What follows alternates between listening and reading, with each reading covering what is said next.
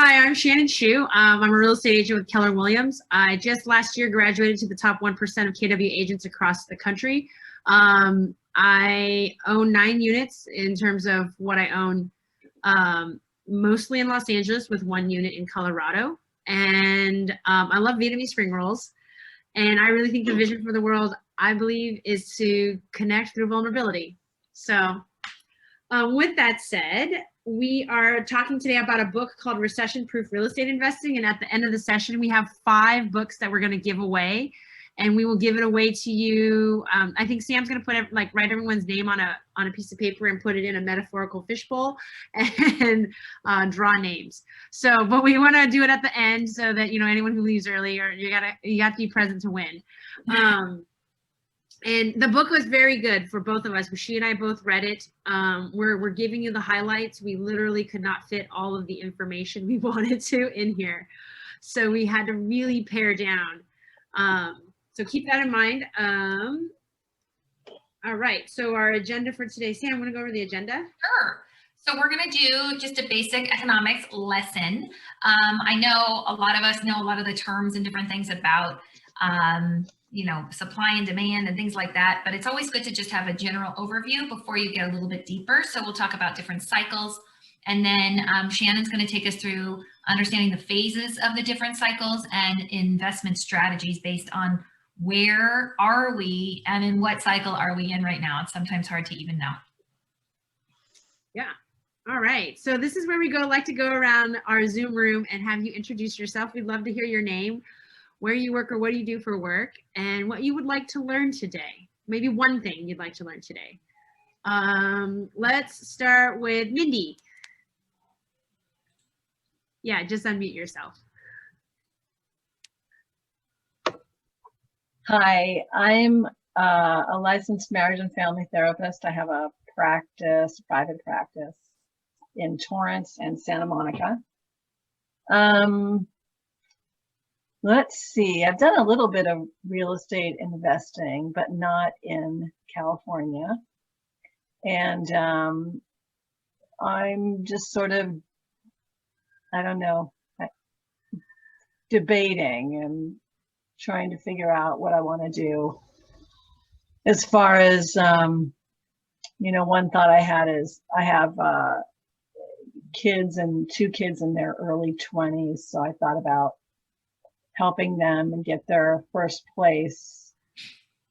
So I've thought about that, and I'm not sure exactly what I want to. I think I just want to learn more about investing in Los Angeles. I just haven't done that up to now, and I'm just, you know, curious about getting, you know, a smaller like 2 unit or 4 unit or something like that. And all right, you know, what you would have to put down and how much you would stand to, what your income would be. And it seems like it would be hard to make enough income to pay for the mortgage in LA, but I don't know, maybe there's places in LA where that's reasonable to do. I don't know. Anyway. Okay. Yeah. Great. Well, thanks, Mindy, for joining us. Let's go to Samantha Allen, not Samantha Share. Hi, Shannon. Hi, Sam. I'm Samantha Allen. I'm the Senior Transaction Manager for a real estate team here in LA, and I'm a big fan of Shannon and Sam. And I, you know, want to stay in the conversation of investing. It's been a few years since I've done it. And so this was sort of perfect timing to get me back into that conversation and around people that are comfortable in that arena. Great. Thank you, Samantha. Joy. Hello. Well, I'm Joy Hartnett, and I'm not even sure if this is the right place for me to be today, but I thought I would just join and see what I can learn. Shannon, I see your name everywhere. You're good at advertising yourself. So I thought, okay, well, this Shannon Shue is offering a something I could learn from. So I'll just tune in and see if I can learn. I'm retired. I have I downsized from a 2-bedroom, 3-bath condo in Palms. Downsized because I'm on my teacher pension now, and downsized to a 1-bedroom, 1-bath in Inglewood. And it is a beautiful unit in a beautiful complex, walking distance to the Forum and the new stadium and everything. What I want to know, and I don't know if this will be answered today, but I think everything will help. What I want to know is, will it make sense for me to rent out this place, which I bought a year ago, live in a tiny apartment for a while, which I don't mind doing at all, to build up some income from this place, and I have some thoughts down the line about possibly buying a larger place in the future, or maybe buying another small unit and have that additional income. I don't know. Mhm. When I'm 70 in 3 years, I'll start taking my Social Security, but that's not going to add up enough either, because teachers' Social Security is offset by the government if you have a state teacher pension. Correct. So I'm just trying to figure out how to make it all work. I don't want to outlive my savings. I have some savings, but I can't draw down from it forever. So, and unfortunately, I have very good genes. My mother lived to 102. I say unfortunately because I don't have enough savings to draw down for that long. So she had me, but I don't have anyone. So I'm just trying to find out how to make it work. It seemed to me like turning my present condo into a rental might be a good way to increase my income without having to get another full-time job. I worked for so long. I just don't want to work again. Yeah. Yeah, and I think we can sidebar a little bit, Joy, afterwards, but I understand what you're going after, and so today will be a big picture, and then can drill down some more afterwards. Maybe Okay. more one-on-one. So yeah. Thank you. Thank you for listening. Yeah, David. Hi, I'm David. I'm calling from, let's see, I'm calling from San Jose Bay Area. Expensive.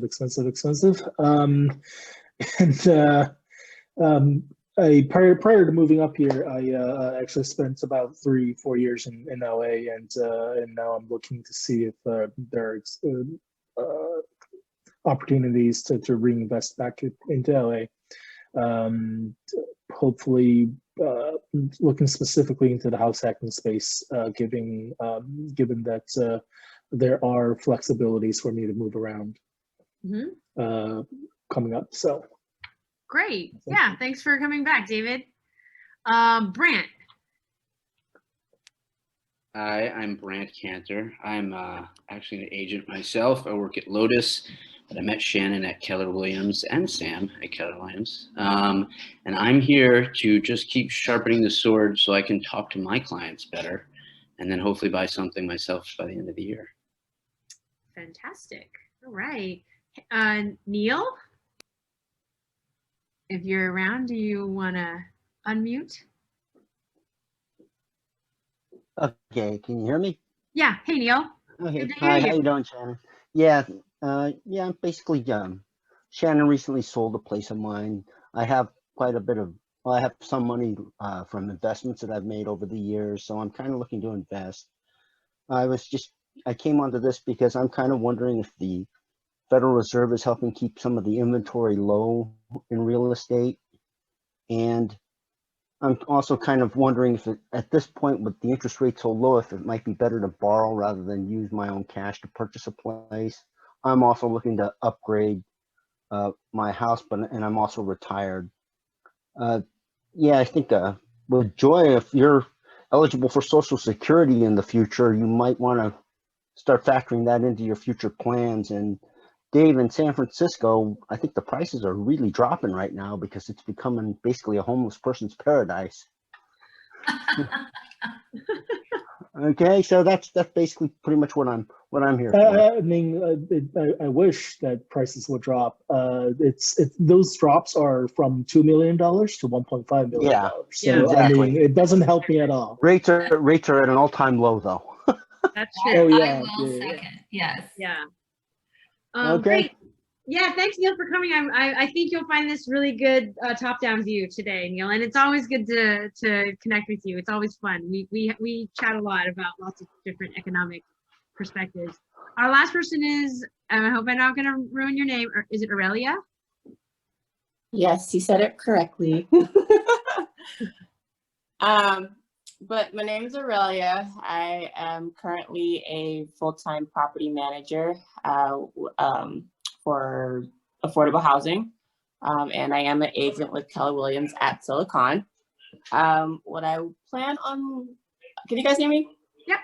Oh, okay. What I would like to learn for today, a little bit of obviously the investing part, because I mean, I have been saving, so I'm looking to either purchase my own place, or even maybe a multi-unit. So I just want to know that how that process goes. I mean, obviously escrow and all that, but like the whole loans and situations like that, like all that, the whole process. I can definitely help you, Aurelia. I used to be the in-house lender for Keller Silicon Beach, so I'm more than happy to take you through the process of what that is at some other point as well. And we usually cover that on our classes. This time we're doing, well, we've started a book club, Shannon and I. At the moment, we're the only 2 members, but we wanted to share with all of you what we have learned in this book. And so we'll keep this class about investing and sort of what Jay Scott, our author, is saying about what to expect. But in future classes, for sure, all of you will be discussing more about, you know, what payments, if it makes sense, what you should buy, things like that. But anyway, in the process. So who is our author, Jay Scott? You guys, if anybody's been on Bigger Pockets, listening to Bigger Pockets, you've probably heard of Jay Scott. He's the author of 4 books on real estate investing. And since 2008, he and his wife have held more than $60 million of property together around the US. So the book is really interesting. The first chapter talks about how he's like in this lockdown. So this is a very recently published book in March. And what are we going to do now, right? What do we expect for housing and the economy as a whole? So he thinks back a lot to, you know, what happened during the last recession. And so many people that I talked to before this all happened, before COVID, they were like, okay, so when's the next housing bubble? You know, when are prices going to drop? Now we're pretty much a year into this. And for the realtors on the call, have prices dropped? No. No. So what would most people think is going to happen? So the first thing that Jay Scott does is he takes us through the different economic cycles. So Shannon, would you mind going to the next page? Whoops, the one before that, please. Oh, sorry. Okay, so basically he said, and I was actually in a meeting once several years ago when I used to work for Countrywide, and the CEO, Angelo Mazzillo, who some of you may remember as a name of the past, who may have caused the mortgage meltdown for the last recession, was the one thing we can count on is change. Change is always going to happen. We're never going to be in one economic cycle in one spot at any one time. We're always moving along. We never necessarily know where we are in the cycle. People are going to agree and disagree. So you might hear one, you know, at one point you might hear, oh no, we're in a recession. People might say, oh no, we're past the recession, or we're just beginning in the recession. So where are we, right? Nobody should come out to say we're actually in a recession yet, but we all know that we are. Anyways, what we just need to do as investors is to embrace this change and to be flexible with things.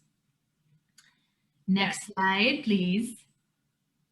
Oh, wait, can I just say one thing about this? And this goes for everyone here and everyone you kind of touch and talk to about real estate. Everyone has a deal that they were able to get at some time in their history that just seems like, wow, how did you get that? And then we think we need to look for that deal, but we're not in that market. So a lot of times when I consult with investors or people wanting to start investing because they own a little bit, they own their own home or they want to start, they're looking for a deal that their dad got, 15 years ago, or they're looking for a deal that they heard about like on Bigger Pockets. Like, how can I find that deal? The thing is, that deal has sailed. And so every time you look at a new property or opportunity, you have to look at it in relation to where we are in today's market. So I'm just going to say that. So change is always happening. That's such a good point. Yeah. And sometimes you don't even know, we'll talk about in the next slide, that we're at the top of the cycle or the bottom of the cycle until it's already passed, right? So just to keep that in mind. So basically, basic economics, everybody understands, which I'm sure it's just good to think about it this way, I think. You have different transactions, right? So I'm a mortgage lender and I have several transactions every month. And as I sell more loans, right? And maybe the interest rates go up, then I don't have as many loans that I close, right? And then we could talk about the whole market or the whole industry of the mortgage industry, what's going on there. And then there's several other industries, right? And then all together, all of those industries, all of those transactions within each industry is considered the entire economy. So would you go to the next slide, Shannon? And I'm sure you guys have seen this time and time again, right? The cycle goes up and it goes down and it goes up and it goes down, and the economy gets strong and then it gets weak again, and then it gets strong and it gets weak again. And it's going to continue this way. Keep going, Shannon. Okay, and this is one of my favorite slides that I saw you put in here. And so I want to just say one thing that I think that the actual trajectory should be going up.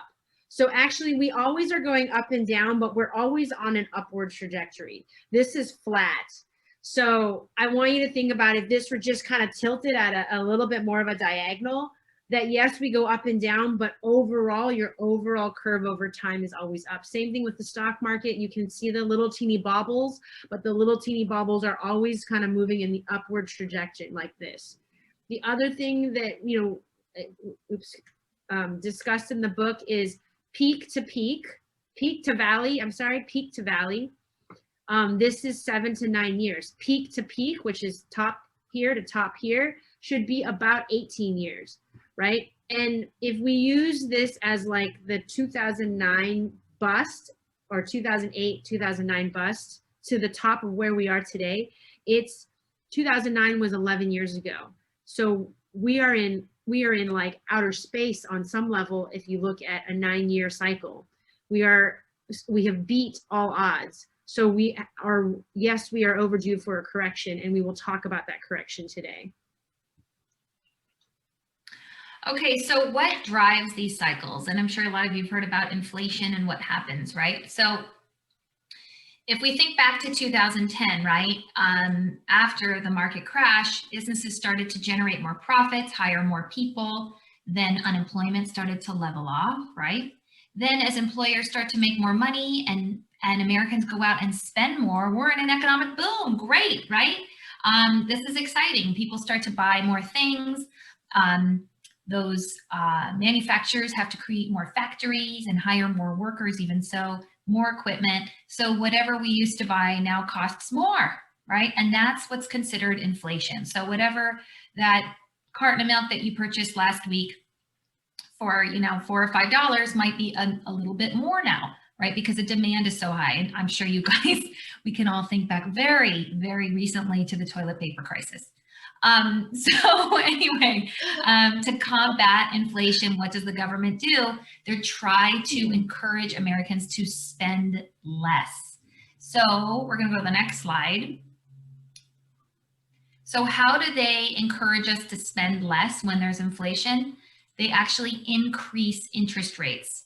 And most recently, last March, right as everything was happening with the virus, I'm sure all of you heard the big news last year when the Fed dropped interest rates.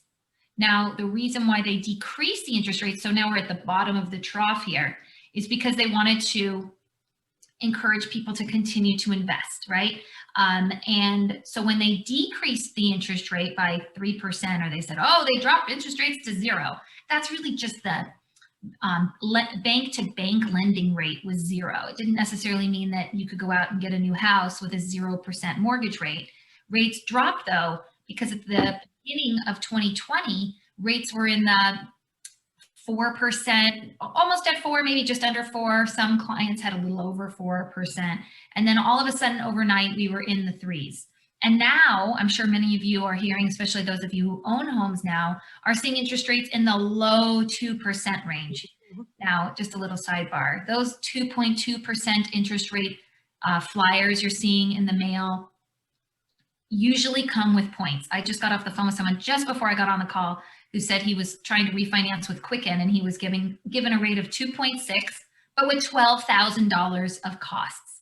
That's ridiculous to pay so much for a refinance. So they don't put that in the tiny writing below. Mm-hmm. But anyways, rates dropped, and that encouraged people to continue to buy houses, to refinance, to save money month over month, right? And so that hopefully will soften the drop and the recession that we're in. If you look at the top of the curve, when exactly, thanks Shannon, when we're in a period of economic growth, so just before the pandemic hit, interest rates were higher, and the Fed had increased the prime rate in 2019, I want to say 3 or 4 times, because they thought, okay, we're going to just increase these rates, we're going to slow down spending, we're going to encourage Americans to invest money in other things, right? They make more money on their CDs at that time. But if they want to buy a house, they may not be able to buy as much of a house as they could have before, because now interest rates are higher. So it starts that slowdown, and then with the pandemic that we're in, that is causing us to be in a recession, right? Businesses are closing and whatnot. And so how much further can the Fed decrease rates to promote the recovery? Well, they've decreased them enough. So now we have so much pent-up demand from buyers to buy a house at this moment, if we just talk about real estate. But because the interest rates are so low. So does it make sense to get a loan right now? Those of you who were asking on the phone or on our call earlier, yes, because the interest rates are so low. Will they go lower? Possibly. Sometimes after a recession, rates go down even further to promote more growth. So it may go down a little bit lower, but I don't see it getting into the negative territory, anything like that. But definitely money is so cheap right now. Shannon, was there anything else that you wanted to add in on this slide? No, I think you did a great job. That's my bottom line number is like, money is so cheap right now. Just borrow it. Just get some money. Yeah, I mean, literally. And borrow it for things that will increase in value. Not cars don't increase in value.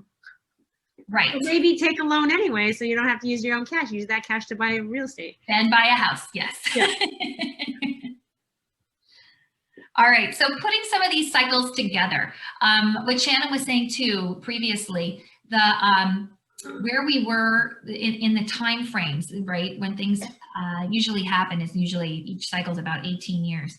So there's something that's called deleveraging. So as those businesses, let's say, were buying more equipment, buying more factories, spending more money, and that inflation was happening, at the same time, those businesses are taking on more debt.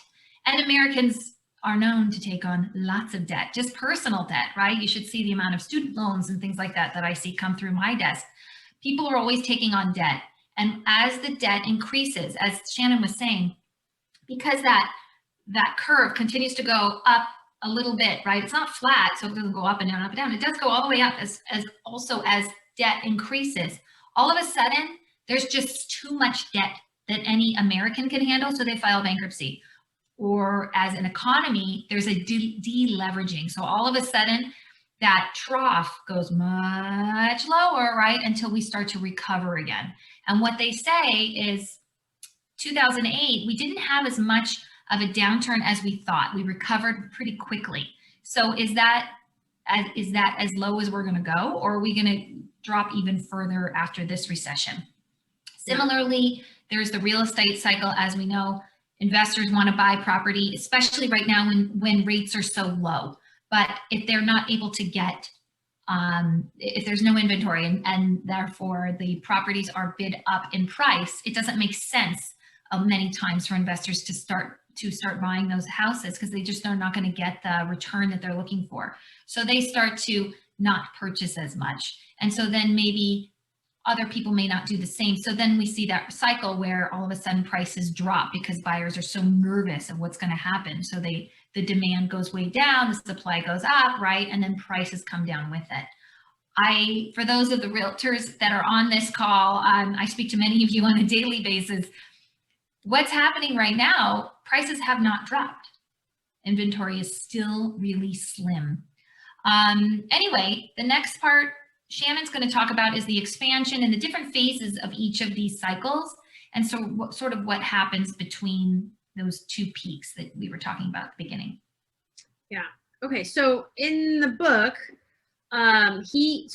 economists, and Jay Scott is actually respected in the real estate world as a very thoughtful and analytical real estate economist.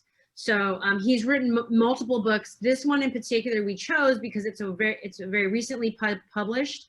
It was published sort of before the pandemic, but then he made some revisions prior to going to press on it in March of 2020 in order to include some of what, but he had no idea what sort of pandemic predictions there would be. But he tried to include just enough in there to make you feel like it had spoken to the 2020 market. He breaks it down into 4 phases of recovery. These are his 4 phases. So if you study real estate economics and you look at sort of how people define phases, there might be 5, there might be 3. It's commonly between 3 to 5 different phases, depending on the economist who's giving you that information. So I'm going to go through his 4, and I like his 4. The first phase of what he calls the 4 phases of recovery is the expansion phase. And that's characterized by buyer demand increases. So job growth is strong, inventory is short, prices increase, and rental vacancies are low, right? And so as a result, a lot of times during that period, those with money and those making more money get into real estate, right? So at the end of the 4 phases, when I introduce this, I'd love for you to tell me in the chat where you think we are, because, and I'm going to tell you it's a teeny bit of a trick question, but I'd like you to think, like, of the 4 phases, where do you think we are according to his definitions? So in this expansion phase, I think what's common for today's market is the buyer demand has definitely increased. Inventory is short, definitely in the single family market, it's ridiculously short. We are not short in inventory in commercial. To give you an example, in Venice, 2020, they average 130 to 140 commercial transactions in Venice Beach, California. Last year in 2020, they had 21. So 21 commercial transactions when on average for the last 9 years, they've had 130 to 140 transactions. That's a problem. So nobody wanted to buy retail, office, or large apartments, right? So, or mixed use. 21 transactions. I about fell over when I saw that statistic. Okay, next phase. He calls it the peak phase. And he says in the peak phase, it's really your shortest phase when you look at all of the phases put together. These are when things start to get a little higher days on market, the strong economy, so interest rates do go up to hold down inflation. And we saw that in the curve that Samantha showed us about 2 slides ago. New construction continues to boom, inventory exceeds demand. And that's a lot of times because you're whipside, which means that we thought we were just cranking up towards this, like, everybody's making money, everybody's buying, everybody's selling, everybody gets a lot. And then you're on the backside and you're on kind of at that peak where you're going to turn over. And the builders haven't finished building the project when they commandeered all the money when it was really good. And then the project's finished and now it's on the other side of the peak, right? The economy starts to crank under the weight of the that's really good. I didn't write the notes very well there. Under the weight of prices declining. I put the word economy twice. So it really starts to kind of weigh down and really push down and crank downward. When I say crank downward onto the market. The results, the market turns from good to bad. It's the shortest phase in the time of his 4 phases that he describes. And an example would be in 2018 to 2019, which was not too long ago. If you look now, there are some homes that people bought in 2018 that they're selling for maybe 2 or 3% more than what they bought in 2018. So they're not selling it for too much more. I mean, 3% is barely hitting inflation. So they're selling it for a little more than what they bought it for. Depending on the type of asset you sell in Los Angeles, it may only be equal to where you were in 2018 and 2019. So I'm giving you lots of hints from our end of the 4 phases. The next phase is the recession phase. And in the recession phase, he characterizes it as there's pretty general economic turmoil throughout, high unemployment, tightened credit, and reduced wages. The results are you will have increases in foreclosures and short sales, increased vacancy, reducing rents, and new construction stops or slows. So I'm going to tell you, like, I'm a landlord. I had 3 vacancies come up in the last 3 months. And here are the reasons why I had vacancies. I had one tenant, 3 guys, they were young, like 26 to 29 years old. One of them lost his job, but the other 2 had jobs. So they managed to kind of get all the way to the end of the year, and they're like, Shannon, we don't want to renew our lease. So I didn't lose any money, thankfully, but one of them lost his job. And then at the very tail end, when they had already decided they were going to leave, another one lost his job. So I was like, okay, so unemployment goes up, right? It's affecting my tenants. Did it affect my bottom line? No, they decided not to renew the lease. They paid till the end of the lease. But that's a vacancy. And I am now reducing the rent 8% in order to get another good tenant in there. I'm not going to rent it at what I rented it for in 2019. I'm not going to get that rent. So this characterizes a little bit of my portfolio. I had another tenant leave. Both of them make very good money, but they can go remote. They can live anywhere, right? And so they decided to buy in Palm Springs because they couldn't afford Los Angeles. They couldn't quite make enough to afford what they wanted, and they wanted to buy my house. So they bought instead in Palm Springs for $465. And here they were approved to $775, and they didn't like anything in their price range. So now they left. And so that's a different scenario. They make good money. They couldn't afford anything above $800. So they left. And then my other unit, it was an Airbnb unit, which is different story altogether, but short-term rental, I'm trying to exit. A lot of my buyers that come through to me to get financing are looking in the outskirts of LA. So for those of you who are thinking maybe I should invest, that's what a lot of people are doing. I just spoke to one of my clients who purchased a property in Joshua Tree I think she closed in April or May. And I think her payment is about $1,000, maybe $1,200 a month total for this little house. And she's had it on Airbnb ever since then, making $8,000 a month.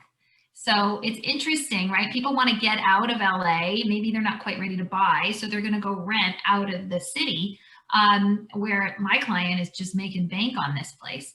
And I see there, Shannon, some of the results of being in a recession are foreclosures, maybe credit wasn't being, tightening of credit. So at the beginning, it's kind of interesting to figure out where we are because I don't really know where we are either. But maybe the 4th one will apply, Samantha. Maybe it will help me. But what I was going to say is, right when COVID began, I'm sure Bran and Samantha and Shannon were getting my videos like twice a week. It'd be like, oh God, we lost this program. Oh, we lost that program, right? We can't do jumbos. We couldn't do loans for a while that were over the conforming loan limit, which at the time was $765,000. So if you needed a loan for more, the investors shut it down. For a few weeks, we had no loans over that amount. Then they started to bring them back a little bit. And now we're sort of back to where we were. We don't have all of the programs, like a bank statement loan for a self-employed buyer is really kind of hard to find. We do have it, it just requires a little bit more than it used to. But it's interesting because I saw just between, you know, the 9 months that we've sort of been in this, almost 10 months, that credit tightened, then loosened a little bit, and is almost looking like it's going to loosen some more. So that's why it's hard for me to tell. Yeah. And the other thing that I think is a big challenge is reduced wages. One of the things, if you look at inflation over the last, and Jay Scott says this in the book, he's like, look at inflation in the last 10 years and wages haven't really increased. So we can't afford more today than we could 10 years ago. Most people are struggling under the same weight with higher prices. So you have to do more with less, technically, because inflation has affected your buying power. Okay, last phase is the recovery phase. And so he defines the recovery phase as turning around the recession, which we just came out of the last slide, not now. Real estate prices plateau, okay? Government reduces interest rates. New construction doesn't pick up until credit is eased, because new construction, when you spec build, when you speculate on building, everybody gets conservative, like, oh, I'm not going to give money to that new home development. I'd rather give it to something a little bit more safe. Bonds, like, you know, a totally different class of investing. The results are you'll see an upswing in sales as inventory and sales pick up. So this is really where it, you know, everyone begins to crank. Most of the time, when I speak to real estate investors and they want to start, quote, start getting into the market, they usually talk to me, and then 2 years later they're pulling a trigger. And then actually we may not be in the same market when we first spoke, right? And so I'm kind of interested, and maybe you guys can, I'm going to end this section just wondering if you guys want to type into the chat. Tell me, like, what phase do you think we're in? Are we in recovery? Are we in recession? Are we in peak? Or are we in expansion? I give you guys a second to go type that in the chat. Humor me for a minute. And stick your neck out there if you're like, I'm not sure. Like, yeah, I feel the same way. Can you show all four next to each other? Unfortunately, I didn't make a slide because there were too many words for each one. I gotcha. Yeah. So I see peak, recession, recession. So we have recovery. Oops. Sorry, guys. Went too fast. Recovery, recession, peak, phase, and expansion. So I actually don't know the right answer. And even I think we're potentially in some sort of recession phase, but also we are not in, I hesitate to say we're in peak, but we could be in expansion too, because wait, stay on expansion for a second. Buyer demand, so we have, it's like, that's why it's so hard, because we have a little bit of each going on, right? Because job growth, I don't think is strong. Buyer demand is very high. Yes. Prices increase, rental vacancies are low. Rental vacancies are high. Right. So yeah, I think we're past the expansion. I don't think we're in recovery. So I think we're still somewhere between peak and recession, maybe kind of still falling like this, starting to get, right? Maybe at the top. And then this is, so I'll end on this because the end slide is, or we're going to go around the room, kind of share with us one thing you learned. I think we are between peak and recession, but we have some things that are lending to expansion. And the reason it's so weird is because it was a pandemic that caused the economic pressure. And we, you know, now we are using interest rates to increase buying power. Inventory in some categories of real estate in Los Angeles, we've got plenty of. A home above $5 million, plenty. You're in a buyer's market. A home under $2 million, not so many homes. I mean, homes under $1 million, they go in less than 14 days. Condos are a mixed bag. It's a great way to get into the market, but there's no outdoor space, and people are looking for outdoor space. Commercial is absolutely struggling right now. retail and office space, nobody really wants it. So there are opportunities there, though. There's opportunities. Shannon, wait. What about units? I want you to talk about units. Oh, yes. So units are kind of in this funny middle place. So affordable units, like you maybe get a triplex for 900,000 or 1.1 million in Los Angeles. It's not going to cash flow great, but the challenge is we have an eviction freeze here. So we can't get the tenants out, even if it's for legitimate reasons, like they're cooking methamphetamines in the garage, or they haven't paid their rent in 6 months, even if it's related to COVID. There comes a point at which the pressure on the landlord is too much. But you can't even get a court. You can't even go to eviction court for COVID-related economic reasons. It's even difficult to get the methamphetamines person in the court because nobody wants to go to court because you have to appear more. People have to congregate, and it's like I'd rather just not have any more court cases like that. So that's putting pressure on landlords. They want to get out of they want to sell it, but then I as an investor, I'm like, wow, I've got some problems here. Like I want this amount of a discount, and I have to inherit your non-paying rent and your non-paying tenant on 1 out of the 3 units. I don't know that man, this isn't going to pencil out. So I've got to lower. And they're like, we won't let it go for that much. So now the conversation is at a standstill when it comes to multi-units here. So they are selling because either the owner has to really get involved and make that work for the buyer, or it doesn't work, and then it just sits on the market. So, all right. Let's go around the room, and I'll let you guys popcorn because you guys can decide, who wants to. We'd love it if everyone were to share what you learned. One thing you learned from our presentation. It just helps us understand if we conveyed it well enough. Sam, Samantha. Hi. So this is amazing, and this is why I was here, because I know you ladies are just superstars in what you do. I loved the statement, and I wrote it twice. Money is so cheap now. Use it for things that will increase in value. Like, that is just brilliant, and I'm gonna probably print that and put that up. And Shannon, you and I can talk on a offline, but yeah, I mean, I would love to jump on it because I know there's opportunities right now, and they may not be in LA. And if something were in LA, Shannon, can you still help us? Yes, of course. I would love to. It's my favorite. Because you have a referral. You can refer as well, right? Absolutely. That's the reason I ask. Okay. Yes. Thank you. Anyone else want to share one thing they learned?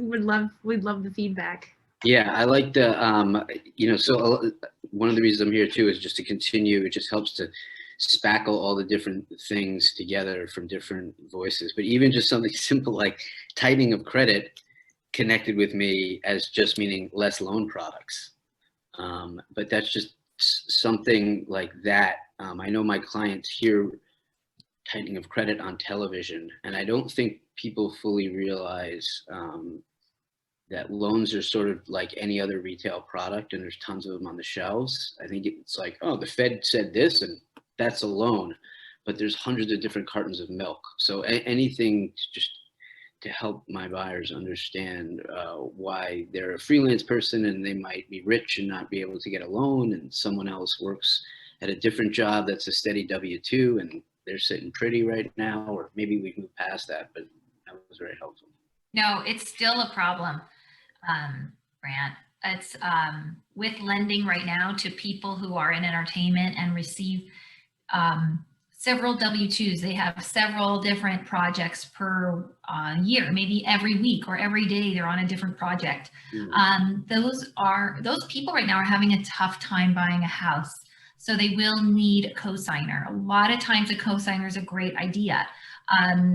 Even like, I think Melinda was saying that she'd maybe co-sign for her kids, or if you are self-employed and you're not going to show a lot of income for 2020, the way that underwriting has to look at 2020, they actually have to assume that 2020 isn't just an off year and you're going to just make like you did in 18 and 19 for 2021, because we're still in this, guys, and we're still in this for a long haul. So it's hard for an underwriter to determine how much income you're going to make. So what they do is they just take how much did they make in 2020? How much did they make so far year to date in 2021? And so then we're going to be doing an average over that amount of months. And if that income can support the payment, then we're good, right? And hopefully that person continues to make great money and isn't shut down from work or anything this year or in years to come. But we have to look at sort of the lowest common denominator. What was their, worst year so far, and can that support the payment?